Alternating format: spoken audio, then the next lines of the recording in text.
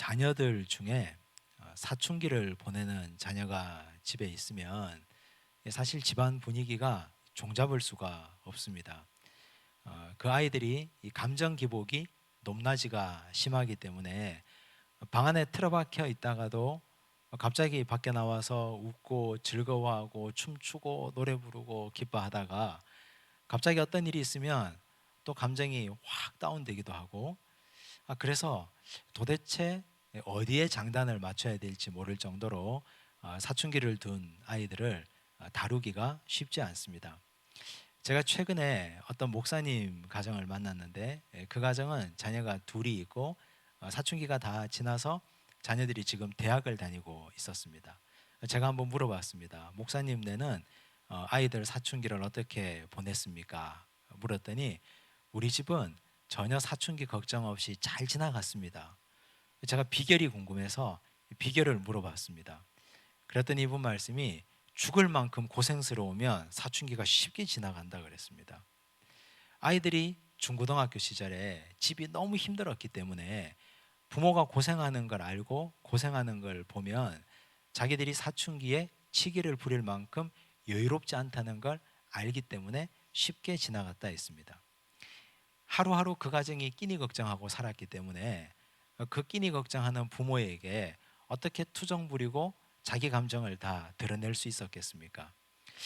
그 말을 듣고 생각해 보니까 사실 우리가 한 세대 전만 하더라도 사춘기의 열병을 이렇게 오래도록 앓는 세상은 아니었습니다. 부모가 아침에 나가서 저녁까지 밤이 맞도록 일하고 손에 굳은 살이 박히도록 수고하는데 어떻게 자기 감정을 다 표현하고 드러내겠습니까? 자기도 도와야 입에 풀칠하고 살 수 있고, 그렇기 때문에 어린아이들이 일찍 철이 들었습니다. 나보다 더 고생하는 사람들이 있다고 여기면, 내가 지금 마음이 힘든 것보다 훨씬 더 힘든 사람이 있다고 여기면 우리는 철이 빨리 듭니다. 이 육체적인 사춘기뿐만이 아니고 영적인 의미에서도 사춘기를 보냅니다. 영혼의 사춘기가 있다는 말입니다. 사람마다 어릴 때부터 나이가 들어가며 사춘기를 지나서 어른이 되지만, 영적으로도 하나님을 만나고 신앙이 성장함에 따라 어느 일정 기간 영적인 사춘기를 지냅니다. 사춘기의 특징이 원망도 많고 불평도 많고 울분이 많고 트집 잡는 일이 많은데, 영적으로도 하나님께 그렇게 말할 때가 꽤 있습니다. 제가 저를 한번 생각해 봤습니다. 그럼 나는 언제 영적인 사춘기를 지났는가? 지금으로부터 한 10여 년 전쯤 된 것 같습니다. 저는 영적 사춘기를 좀 늦게 지났는데 목사가 되고 나서 지냈습니다. 한 10여 년 전쯤에 저는 항상 부족함을 느꼈습니다. 뭘 해도 다 모자란 거죠. 일단 시간이 부족하고 잠은 늘 부족했고, 아이가 셋 다 어리니까, 그리고 돈도 부족했고 물질은 말할 수 없이 부족했습니다. 늘 부족한 상태로 살다 보니까 항상 원망도 있고 불평도 있었습니다. 왜 이렇게 부족하지? 왜 이렇게 모자라지? 계속 그런 원망, 불평, 모자람에 대한 불만족이었습니다. 그런데 하나님이 한 번에 그 문제를 치료해 주셨습니다. 2007년 어느 여름에 교회 단기 선교팀을 데리고 선교 여행을 갔는데 카자흐스탄으로 갔습니다. 그곳에서 목사님 한 분을 만났는데 그분이 천슬라바라는 분이었습니다. 성이 천씨입니다. 근데 그분은 고려인 3세였습니다. 원래 태어난 곳은 우크라이나에서 낳았고 우즈벡에서 그는 하나님을 만났습니다. 근데 우즈벡에 워낙 핍박이 심하니까 그곳에서 신앙생활을 할 수 없어서 카자흐스탄으로 건너온 것이죠. 그곳에서 알마티 장로의 신학대학교에서 복음을 받고 신학 공부를 하고 목사 안수를 받고 목사가 됐습니다. 그분이 목회하는 곳에 가보니까 한 20명 남짓 되는 청년들을 데리고 열심히 목양을 하고 있었습니다. 청년들 성경 공부를 하고 주일날이 되면 그들과 함께 기쁨의 예배를 잘 드리고 있었습니다. 제가 그 모습을 보면서 너무 보기 좋았고 귀했습니다. 그 목사님도 저처럼 아이가 셋 있다 해서 목사님 집에 한번 가보자 했습니다. 아이들 먹을 거라도 좀 사주려고. 그 집에 갔는데 앉지 못하고 선체로 예배드렸습니다. 앉을 만한 환경과 상황이 안 되었기 때문입니다. 근데 그 집에 있는 아이들은 눈빛이 살아 있었고 사모님도 뭐라도 하나 대접하려고 아주 친절했습니다. 제가 목사님께 물었습니다. 목사님, 이렇게 생활하는 게 고되거나 힘들지 않습니까? 하니 그분 말씀이, 제가 구원받았는데, 하나님의 은혜로 구원받고 지금 살아가는데 부족한 게 아무것도 없습니다. 구원받은 감격만 있으면 이 세상 살 수 있습니다. 그리고 하루에 세 끼 다 먹여주고 하나님 입혀주는데 불편한 것이 뭐가 있겠습니까? 걱정하지 마십시오. 잘 살고 있습니다. 제가 그 말을 듣고 한편 충격을 받고 한편 몹시 부끄러웠습니다. 하나님 앞에 그곳에서 목회하는 그분도 목사님이고 한국에서 목회하는 저도 목사인데, 다 똑같은 목사인데 왜 이 목사님은 이렇게 기쁘게 목회하고 나는 이렇게 불만족스럽게 목회하고 있는가? 나중에 천국 가면 어느 교회에서, 어느 나라에서, 어느 지역에서 목회한 걸 하나님이 과연 물으실까? 하나님의 목자로서 양떼들을 성실하게 돌봤던 것만 하나님 묻지 않으실까? 저는 저 자신이 몹시 부끄러웠습니다. 저보다 더 고생하는 사람을 보니까 내 불평과 원망은 쑥 들어가고 말았습니다. 하나님은 한 번에 원망의 병을 치료해 주시고 고쳐 주신 것입니다. 오늘 우리가 읽은 이 본문에도 하나님께서 원망하는 자를 고쳐 주신 내용이 나옵니다. 이스라엘 백성들이 홍해를 건넜습니다. 홍해를 건넌 것이 보통 사건입니까? 우리 중에 누가 바다가 갈라지고 그 바다를 마른 땅으로 건너간 사람이 없지 않습니까? 역사상 그 어떤 사람도 이스라엘 백성처럼 홍해를 경험한 사람은 아무도 없었습니다. 대단한 사건입니다. 홍해를 건너고 나서 모세와 미리암이 노래 부르고 춤췄습니다. 너무 기쁘고 감사해서. 홍해 이후에 이제는 직접 땅을 딛고 밟고 광야를 걸어가야 됩니다. 근데 사흘 동안 걸었는데 물을 얻지 못했습니다. 목이 마르겠죠. 죽을 지경이죠. 어느 한 곳에 도착했습니다. 물을 얻었습니다. 허겁지겁 물을 마십니다. 근데 그 물이 쓴 물입니다. 사람이 마시지 못할 만큼 쓴 물입니다. 물 근원 자체가 쓴 물입니다. 그래서 이제 사람들은 화가 나서 원망하기 시작합니다. 모세에게 모든 원망을 한꺼번에 다 쏟아내고 있습니다. 24절을 한번 보십시오. 함께 읽겠습니다. 백성이 모세에게 원망하여 이르되 우리가 무엇을 마실까 하매. 이 백성들이 원망하는 건 나름 타당성이 있고 논리가 있습니다. 어떤 원망이냐? 책임지지도 못할 걸 왜 우리를 이까지 인도해 내었느냐? 하나님이 우리를 책임지지도 못할 것을 왜 이 수많은 사람들을 여기까지 인도해서 고생시키느냐? 또 하나 이들의 원망은, 우리는 이집트에서 살 때는 적어도 목말라 죽지는 않았다. 먹을 것도 있고 물도 많았다. 노예였지만, 몸은 고생스럽지만 적어도 생명에는 위협을 받지 않고 살았다. 그런데 이게 뭐냐? 이 광야에 와서. 이들의 원망이 타당하지 않습니까? 우리라도 그런 말 할 수 있지 않겠습니까? 충분히 이렇게 원망할 법한 상황입니다. 그런데 이들이 이 원망하는 내용을 보면 하나님에 대해서 몰랐기 때문입니다. 하나님을 몰랐습니다. 하나님은 크신 하나님이시고 큰 그림을 그리는 하나님이십니다. 하나님이 남자만 60만 명, 여자, 아이, 노인까지 다 합쳐서 200만 명이 넘는 사람을 출애굽시키면서 계획이 없었겠습니까? 하나님은 큰 그림을 가지고 계획을 갖고 그들을 출애굽시켰습니다. 하나님의 출애굽의 로드맵과 가나안 땅에 인도하는 하나님의 계획이 다 가지고 계셨던 것입니다. 그런데 그들은 우선 지금 당장 3일 동안 목이 마르니까 당장 원망해 버리는 것이죠. 또 하나 이들은 하나님의 구원의 섭리를 몰랐습니다. 은혜로서의 구원이 있고 성화로서의 구원이 있습니다.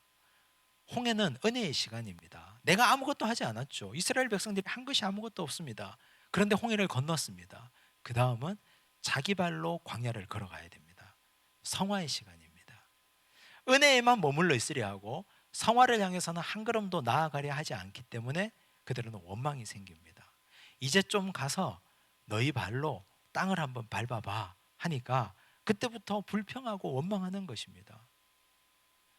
우리도 인생을 살면서 원망할 때는 대개 이 두 가지 경우에서 원망합니다. 하나님의 큰 그림을 보지 못합니다. 하나님의 계획을.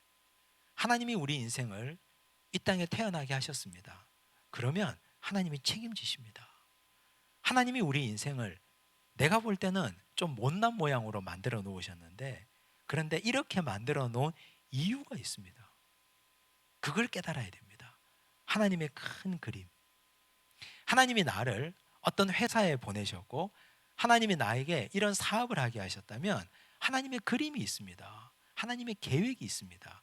그걸 모르고 3일 꼴랑 걷고 나서 3일 일하고 나서 원망하고 불평하고 못하겠다고 뒤집어지면 그건 우리가 하나님의 큰 그림을 이해하지 못하고 한 번도 걸어가 보지 않고 하나님을 무시하는 것입니다. 또한 우리는 이 이스라엘 백성들처럼 은혜의 자리에만 머물러 있고 싶어 합니다. 말씀의 은혜 받는 거 좋아하죠? 물질의 은혜 받기를 원하죠? 하나님 나에게 물질의 은혜를 마음껏 주십시오. 좋은 사람 많이 만나게 하는 관계의 복도 주십시오. 그건 얼마든지 추구하고 살아갑니다. 그런 은혜를 하나님이 부어주십니다. 근데 그런 은혜를 부어주실 때가 있고 그 받은 은혜를 가지고 광야길을 걸어가야 될 때가 있습니다. 은혜를 받아보신 분들 다 경험하셨겠지만 은혜가 한없이 부어질 때는 공중에 한 1m 정도 붕 떠 있는 느낌입니다. 뭘 해도 잘 되고 뭘 해도 기분이 좋고 뭘 해도 하나님이 채워주시는 것에 감격스러워서 견딜 수가 없는 은혜가 부어질 때가 있습니다. 근데 그 은혜만은 하나님 주시지 않습니다. 이제 땅에 착지할 때가 있습니다. 공중에 부양했다가 땅에 떨어져야죠. 그러면 걸어가야 됩니다. 한 발짝, 두 발짝, 네 걸음으로. 네 걸음으로 걸어가야 되는데 걷고 싶어 하지 않습니다.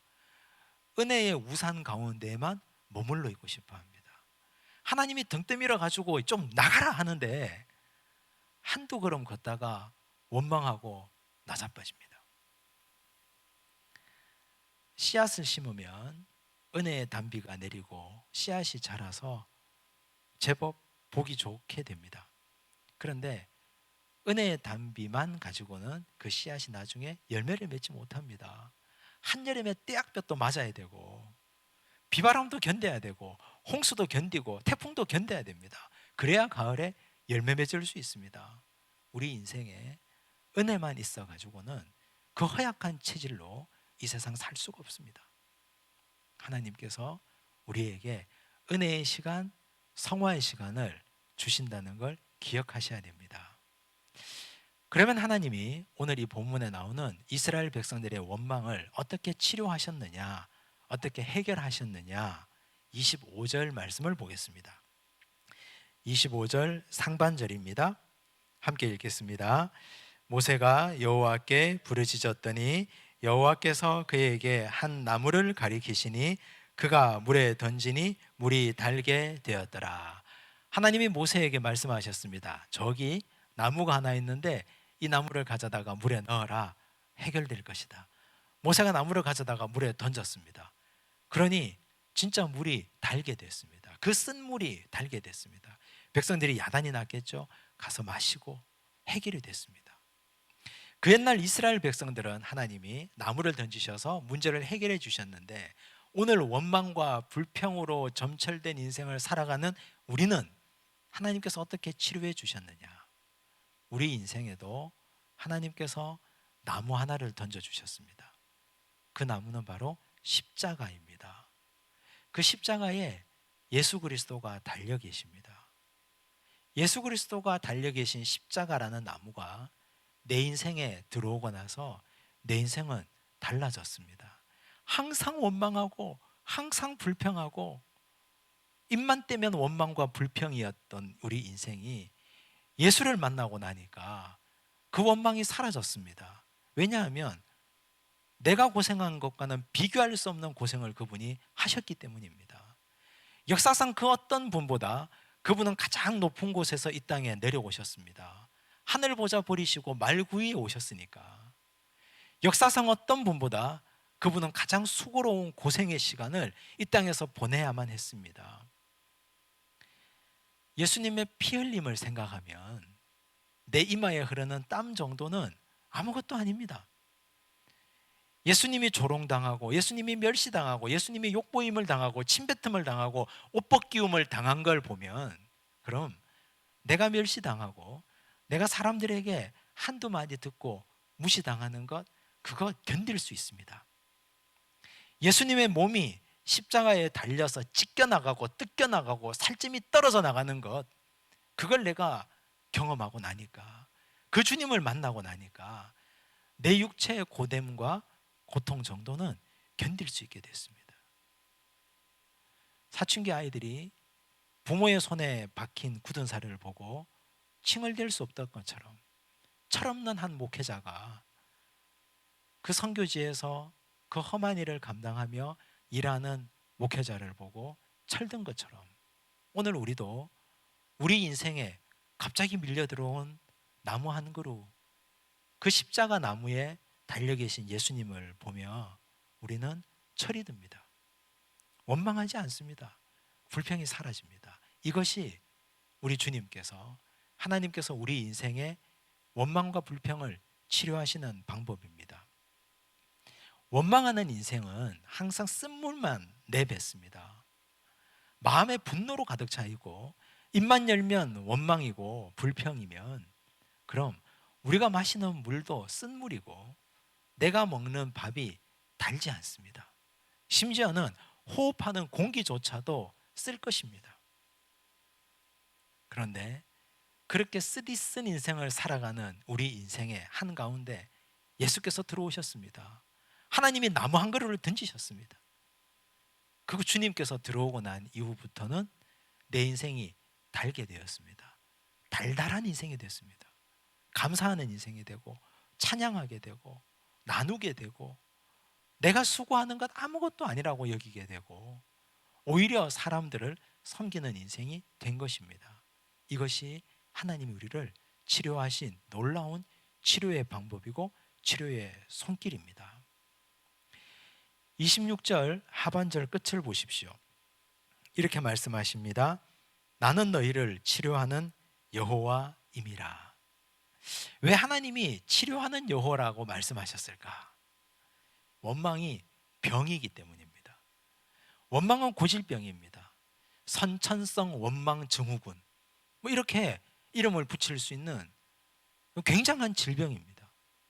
약도 별로 없습니다. 증후군이라고 붙은 거 치고 약 있는 거 보셨습니까? 약도 없습니다. 그런데 이걸 치료할 수 있는 유일한 치료제는 우리 주님께서 달리신 십자가, 하나님께서 주신 나무, 그게 내 인생에 들어온 일밖에는 치료제가 없습니다. 오늘 우리는 성찬을 대할 것입니다. 우리가 이걸 알면서도, 내 인생에 들어오신 주님으로 인해서 내가 치료된다는 걸 알면서도 잊어버리고 살아갑니다. 오늘 우리가 이 성찬을 받으면서 주님의 찢기신 살을 우리가 받게 될 것입니다. 그 살이 내 몸으로 들어올 때, 하나님, 내 육체가 고단한 건 견딜만 하군요. 주님의 몸이 이렇게 찢어졌으니까 이제 원망하거나 불평하지 않겠습니다. 육체적 이유로. 주님의 피가 내 몸에 들어와서 내 혈관을 타고 돌면서 내 영혼 깊숙이부터 내 마음 한구석에 있었던 원망과 불평의 찌꺼기가 씻겨나가야 됩니다. 주님께서 들어오시면서, 주의 피가 들어오며 오늘 성찬을 받으면서, 하나님, 내 속에 있는 원망의 찌꺼기, 불평의 찌꺼기를 다 씻어주십시오. 다 흘려보내 주십시오. 이제는 단물의 인생을 살겠습니다. 그런 고백이 있기를 바랍니다. 이런 인생을 살아가는 자에게, 치료된 자에게 하나님이 선물을 하나 주셨습니다. 이제 치료 잘 받았다고 그냥 보내지 않고 정말 귀한 선물을 주셨습니다. 그 선물이 27절에 있습니다. 함께 읽겠습니다. 그들이 엘림에 이르니 거기에 물샘 12과 종려나무 70그루가 있는지라. 거기서 그들이 그 물 곁에 장막을 치니라. 엘림이라는 선물을 주셨던 것입니다. 원래 이 엘림은 하나님이 성화의 삶을 걸어가는 자들에게 주시려고 숨겨놓은 보물 같은 것입니다. 만약에 우리 인생이 죽을 때까지 계속 광야길만 걸어가는 성화만 있다면 어떻게 살겠습니까? 중간중간에 엘림 같은 것들이 선물로 들어 있습니다. 중간중간에 하나님이 숨겨놓은 보물들이 있습니다. 물샘 12. 왜 12일까요? 이스라엘 지파가 12지파이기 때문입니다. 싸우지 말고 각 지파별로 이 12샘물 곁에서 함께 지금까지 마시지 못했던 물을 마셔라. 하나님이 그들에게 주신 선물입니다. 종려나무 70그루, 거기에서 마음껏 낮잠도 자고 쉬었다 가라. 너희들이 육체라서 고단한 건 내가 알고 있으니 여기서 쉬었다 그 다음 여정을 떠나라. 하나님의 선물입니다. 이스라엘 백성들이 3일 동안 물을 찾지 못했어도 원망하지 않고 그 길을 따라갔더라면 숨겨져 있는 이 엘림을 선물로 받았을 것입니다. 하지만 하나님이 원망했지만 고쳐주시고 선물도 주셨습니다. 이렇게 하신 이유가 뭘까요? 다시는 원망하지 말라고. 이제는 이 상화의 삶을 살아가면서 중간중간 잘 견디면 귀하고 좋은 세상과 바꿀 수 없는 아름다운 선물을 내가 마련해 놓고 준비해 놓았으니 이거 붙들고 이거 기억하고 살아가라고 하나님이 엘림을 선물로 주신 것입니다. 물론 이 엘림에서 영원히 머무를 수 없습니다. 또 다른 성화의 걸음을 향해서 걸어가야 됩니다. 오늘 우리 인생도 하나님이 나무를 주셔서 나무에 달린 그리스도를 보고 원망이 고쳐집니다. 성찬을 받고 원망의 병을 고치고 나면 우리에게 엘림이라는 귀한 선물을 허락해 주실 것입니다. 그 귀한 선물로 하나님의 은혜를 누리는 주의 백성들 되시기를 바랍니다. 기도하겠습니다. 하나님 아버지 감사합니다. 오늘 우리 인생에 엘림을 선물로 주시고 원망과 불평으로 일관했던 우리의 인생을 하나님께서 치료해 주셔서 감사합니다. 우리 인생에 나무를 주시고 십자가에 달린 그리스도를 통해서 내 인생이 새롭게 되도록 축복해 주셔서 감사합니다. 예수님을 만나기 전까지 우리는 원망과 불평하는 인생이었지만 예수님을 만나고 난 이후부터 우리의 인생은 감사와 기쁨으로 단물을 공급하는 인생이 되었습니다. 주님, 오늘도 치료받기 원합니다. 불평하는 입술이 이 성찬을 받으며 치료되게 하여 주옵소서. 내 영혼을 병들게 했던 원망의 찌꺼기가 주의 피를 받으며 쓸려 내려가게 하여 주시옵소서. 모든 말씀 예수님 이름으로 기도드리옵나이다. 아멘.